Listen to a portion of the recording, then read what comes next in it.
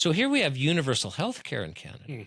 Quote unquote. Now, if we were to ask the population, well, what tradition of healing should we adopt for universal health care? Not a single Canadian would pick the allopathic model, not a single one.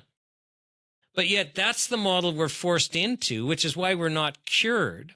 And then not a single one of us would say, well, let's, for our universal health care system, limit it to surgery and chemical drugs. So let's get into the drug model here. And I was going to apologize for being animated, but no, this is cruel. Yeah.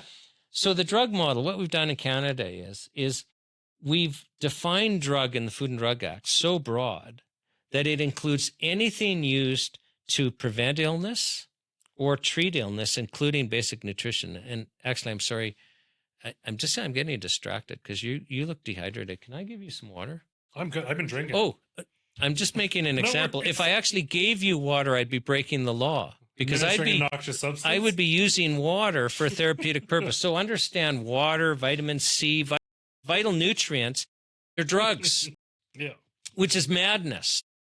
So everything's a drug. And then the next thing we do is we make all drugs illegal. And we do that by passing regulations that say we can't sell a drug without Health Canada approval in the form of a license. So as soon as you pass that, every drug's illegal. And then Health Canada grants us exemptions, temporary exemptions in the form of a license. Well, that puts us in the legal philosophical position where it's illegal for us to prevent illness or for us to address illness with anything that the government hasn't granted us approval. Yeah. Oh, none of us want to be there. Assumption of guilt first. Well, just listen. I mean, it's illegal for you to address illness if Health Canada doesn't say, no, I approve that treatment for you.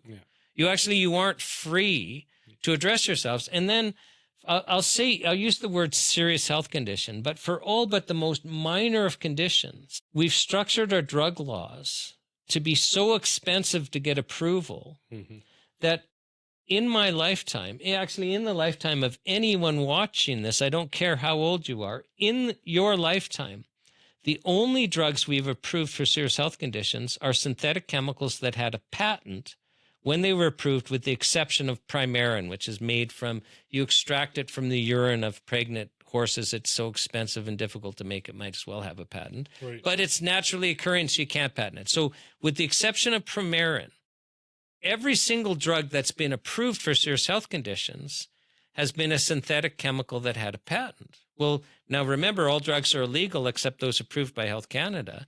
So it means that it's only legal in Canada to treat ourselves with synthetic drugs that had a patent. Well, now that's interesting.